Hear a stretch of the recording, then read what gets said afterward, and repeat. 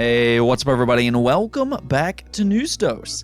So, Nintendo just posted a big financial report today that came alongside with a lot of information, and just wow. The Nintendo Switch truly is just absolutely insane. It just passed a major milestone, and that Switch effect is absolutely looking like a very, very real thing, as their games are just putting up ludicrous numbers by this point. Now, they did also make an interesting statement in terms of acquisitions as well, so make sure to stay tuned for all of that later on in the video. Then on top of that, we will be talking about Xbox as well, because Microsoft's CEO did actually respond to some of the concern on whether or not that Activision Blizzard acquisition will make it through regulations. So make sure to stick around because we will talk about that one later on.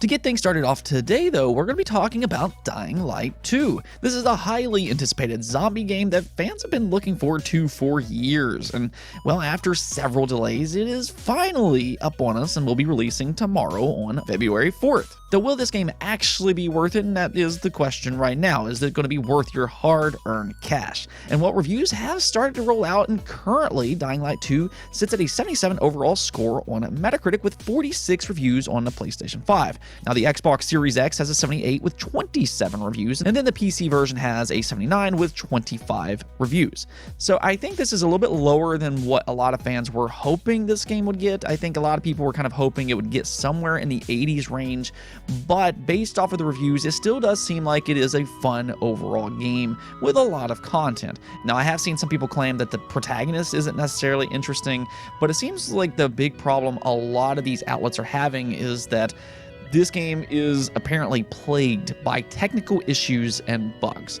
This does seem to be a little bit more common when it comes to these big open world games, but it's still something that you don't want to see. But the good news here is that Techland did say that they have a day one patch going out that apparently is going to fix more than 1,000 bugs across all platforms, including some of the bigger issues that critics was having, such as a progression blocking bug. So that does kind of show you the severity of problems that critics was having with this game, but they do have that day one patch going out tomorrow, so hopefully we'll see some of those problems be alleviated once this game launches. Next up, we did get a nice update for Pokemon Legends Arceus. I know there's been a lot of curiosity about this game and how well it would perform when it hit the market, and I'm happy to say that it got off to a very, very hot start. Now, we will talk about that Nintendo financial report later on in the video, which has a lot more sales numbers for the Nintendo Switch, but this one here is actually coming from the Famitsu charts. Here they did reveal that the physical sales of Pokemon Legends Arceus has already hit 1.43 million copies within just its first 3 days of release over in Japan. This is incredibly impressive, and just to kind of put things into perspective, this means that Pokemon Legends Arceus already would be the second fastest selling Nintendo Switch game over in Japan, only behind Animal Crossing New Horizons, which, as we all know, has been absolutely massive. That game has sold well beyond 30 million copies by this point, so this is a very good sign for Pokemon Legends Arceus. It did also outsell its counterparts over on the Nintendo Switch, being Sword and Shield, as well as Brilliant Diamond and Shining Pearl. Sword and Shield, in the same time frame, sold 1.36 million copies, while Pokemon Brilliant Diamond and Shining Pearl sold 1.4 million copies. So they're actually pretty close in numbers here, but I think that one thing that this does show here is how excited the community has been for this change within Pokemon. Fans for years have been wanting this more open world Pokemon style of game, and they finally got that with Pokemon Legends Arceus. Now, I've been playing this game a lot over the last week, and as you all know, I'm a big Pokemon fan, and just going into this release, I did say that I was optimistically cautious. And the reason for that is because I wasn't 100% sold that this would end up being a good game, but after playing it, I can honestly say it is a really good Pokemon game. It has some really nice quality of life changes. I think they have some interesting ideas in terms of its turn-based combat. It also is a more challenging game, which is something that I have been wanting to see for years when it comes to Pokemon. And surprisingly, Pokemon Legends Arceus actually looks pretty good, especially on the Nintendo Switch OLED. I don't think the trailers portray that all that well, but when you play this game in person, it actually does look good, again, especially on that Switch OLED. For a lot of people, though, they do view Pokemon Legends Arceus as a breath of fresh air, there. And if you have been one of those people that's been wanting more changes like this in the Pokemon franchise, well, it is good to see this game succeed the way it has so far. With this type of success, that means that their experiment paid off, and they might be willing to do more games like this in the future. Maybe we could see another Pokemon Legends game, or maybe they'll even take some of the ideas that they had in this game and then incorporate them into the mainline entries. That could be interesting if implemented correctly. Okay, so let's go moving over to that big Nintendo fiscal report, though, and there's a lot of information to just kind of go over here, so I'll try to get through this as quickly as possible. But this all starts with a huge milestone that the Nintendo Switch had just reached, and that is because the Nintendo Switch has now officially surpassed the Nintendo Wii as the best-selling Nintendo home console of all time. Now, I know technically the Nintendo Switch is a hybrid console, but it is still also technically a home console, and it did surpass the Wii. The Nintendo Switch has now officially sold 103.54 million units, while the Wii sold 101.63 million. So that is a major milestone for the Nintendo Switch, becoming the best-selling Nintendo home console, though ultimately I think it also has a good chance of just becoming the best-selling Nintendo console, period. If you take a look at the best-selling Nintendo platforms, the Switch is still in third place, while the Game Boy and Game Boy Color sits in second place at 118.68 million, and then way up on top you have the Nintendo DS at 154.02 million units. So I do think by the end of the year, the Switch more than likely will have surpassed the Game Boy and Game Boy Color, but the true test here is definitely that Nintendo DS. Can the Switch sell another 51 million units? And I do think that there's a chance that that will happen. Something that Nintendo reiterated once again today is that the Switch is still only in the middle of its life cycle. And the thing about that is that so far, the Nintendo Switch hasn't really shown any signs of slowing down. So I do think that there is a chance that maybe the Nintendo Switch could eventually surpass the Nintendo DS, and maybe even the PlayStation 2 becoming the best-selling console ever made. I do think that there is a chance. Now, the other part about this, though, is the software sales. The Nintendo Switch has been absolutely insane this generation, and once again, they updated the numbers for their software, and wow, the Nintendo Switch really is just such a crazy console. Check this out, this is their best-selling games now. Mario Kart 8 Deluxe sits at 43.35 million units sold. Animal Crossing New Horizons is at 37.62 million. Then you have Super Smash Bros. Ultimate at 27.40 million. The Legends of Zelda Breath of the Wild at 25.80 million, being a breakout hit for the Zelda franchise. Then you have Pokemon Sword and Shield at 23.90 million. I do believe that it is the best-selling Pokemon games since Gold and Silver. Then you have Super Mario Odyssey at 23.02 million. Super Mario Party is at 17.39 million. I still believe that that was a big surprise for Nintendo, which is why we didn't have online support for such a long time. But with Mario Party Superstars, I do expect that to be another really successful game for them. Then you have Pokemon Let's Go at 14.33 million. Then Pokemon Brilliant Diamond and Shining Pearl is already at 13.97 million. That was really fast getting up that high. And then last but not least, you have Ring Fit Adventure at 13.53 million. So, wow. This is just that Switch effect that we keep talking about. It just seems like every Nintendo franchise ends up selling better on the Nintendo Switch, and as an end result, it makes them a more popular IP for the long term. And this here is just the top 10 best-selling games on the Nintendo Switch, but it goes well beyond that. Other games like Luigi's Mansion 3 and Splatoon 2, both of those have sold more than 10 million units on the Nintendo Switch. And then even here recently, we had Metroid Dread released last year, and this was a big topic throughout 2021.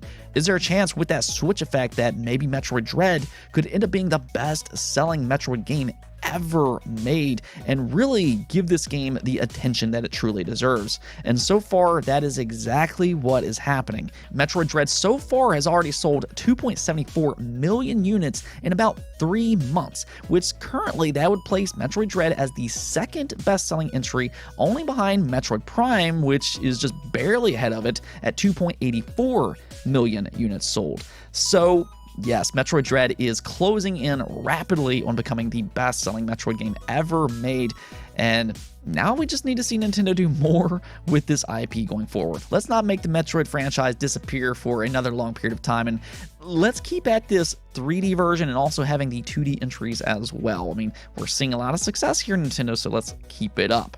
Nonetheless, big congrats to Nintendo here as well as to Metroid. Now, one last interesting thing that Nintendo did state here was about acquisitions. Of course, we have seen this acquisition war go back and forth across the game industry, but Nintendo was asked about this on whether or not they were looking for more acquisitions, and well, it does not sound like that's going to be the case. Nintendo did respond by saying, "Our brand was built upon products crafted with dedication by our employees, and having a large number of people who don't possess Nintendo DNA in our group would not be a plus to the company." So there you have it. It does look like Nintendo prefers to build internally rather than acquiring other studios outside. And I mean, if you look at how well their games are selling, it does seem like it's working out for them so far. Nintendo's always kind of marched their own beat, and it just seems like with acquisitions, it's going to be another one of those situations. With that said, I do think that Nintendo has missed some opportunities over the years with some of the teams that they've worked with on some of their first-party games. You take a look at a studio like Alpha Dream, which worked on the Mario and Luigi RPG games, which was absolutely fantastic, but Nintendo never picked them up, and unfortunately, that studio did end up shutting down for some poor decisions. With the talent that they had, though, I feel like Nintendo would have done good by picking them up. Then you take a look at Mercury Steam, which worked on Metroid Dread. That feels like the perfect match right there, but here recently, Nordisk Games, they did acquire 40% of Mercury Steam, so the likely chance of them getting Mercury Steam now is not likely. And that just seems like it's going to be the case for Nintendo overall. They're just not looking for acquisitions. Speaking of acquisitions, though, let's go ahead and talk about Xbox. This has been a hot topic over the last couple weeks with that big, massive Activision Blizzard acquisition.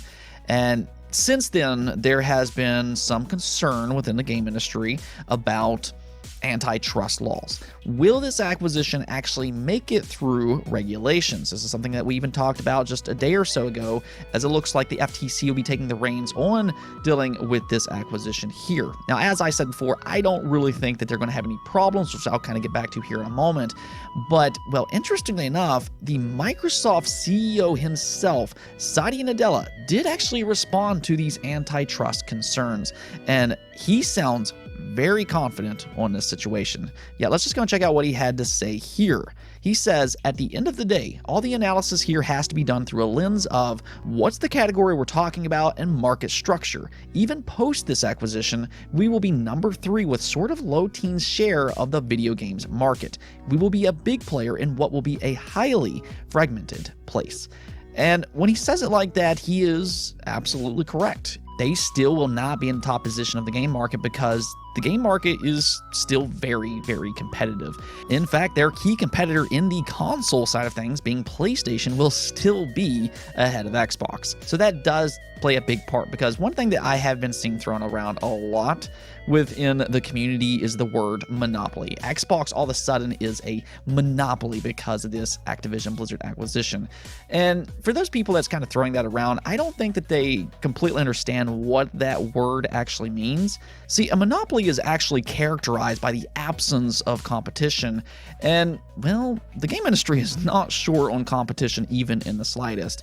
Even with this acquisition, I mean, there's still hundreds of studios still out there, whether that come from platform holders such as Sony and Nintendo. There's also big publishers such as Tencent. You have EA, you have Ubisoft, Konami, Square Enix, and the list goes on and on. And then you have the countless independent studios across the industry as well. There's plenty of competition. And then on top of that, something that Microsoft does with their games is that they release them on multiple platforms. They release their games not only on Xbox, but they also release them on Windows. And then they also release them on a competitor store, being Steam. So with that in mind, there's still going to be plenty of places to play these games, and you don't even have to play them within the Xbox ecosystem. And then here, as Satya Nadella Nadella pointed out, there's a lot of competition within the game industry. Now, is there a 100% guarantee that they won't have any problems? No, absolutely not. But Satya Nadella does seem very confident in this situation, which really isn't all that surprising. Something to take into consideration here is that if this deal were to fall through, they would have to pay $3 billion. So before ever even trying to make an acquisition like this, they're going to do their due diligence to make sure an acquisition like this will make it through regulations. So I'm sure with all of their research, all of their experience, and with all of the lawyers that they have a good reason to believe this will make it through regulations. Now, as I've said before, if there is a problem that arises, I think worst case scenario here is that they'll kind of negotiate and make something like Call of Duty multi-platform going forward. But that is an if, and right now I do just kind of think that this is kind of business per usual. Let's go ahead and move on over to the poll of the day, though, and something that is starting to become clear is that the first half of 2022 is looking stacked for the PlayStation 5. They have a good lineup of games here, so I wanted to ask you all, what upcoming PlayStation 5 game that's releasing in the first half of the year are you most excited for?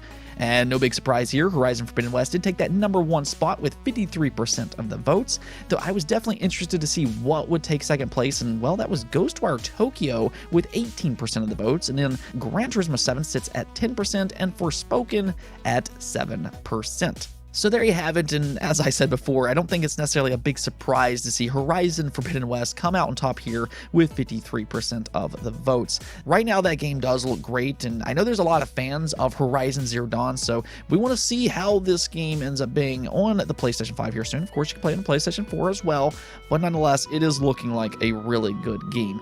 I mean, if it plays as good as it looks, because it looks really good, then we are in for a real treat with Horizon Forbidden West. It was interesting to see Ghostwire Tokyo take second place, though. They are revealing that game today, but this is Shinji Mikame's next big game, and he has worked on some great franchises in the past, including Resident Evil. He's worked on Dino Crisis as well as The Evil Within. So he does a great job with horror games, so it will be interesting to see how this one turns out here, and that one will release on March 25th. And then we also cannot forget about Gran Turismo 7, which we actually saw yesterday, and that game looks absolutely gorgeous. If you like simulation racers or the Gran Turismo franchise, it looks like this one is getting back to what made it so special in the first place. But yeah, I mean, the first half of 2022 is just looking really good for the PlayStation 5. Anyways, though, that's it for this episode, but if you liked the video, don't forget the bell notification and subscribe button for more content just like this. Also, if you'd like to support the channel through Patreon, thank you for making this content possible. Peace out.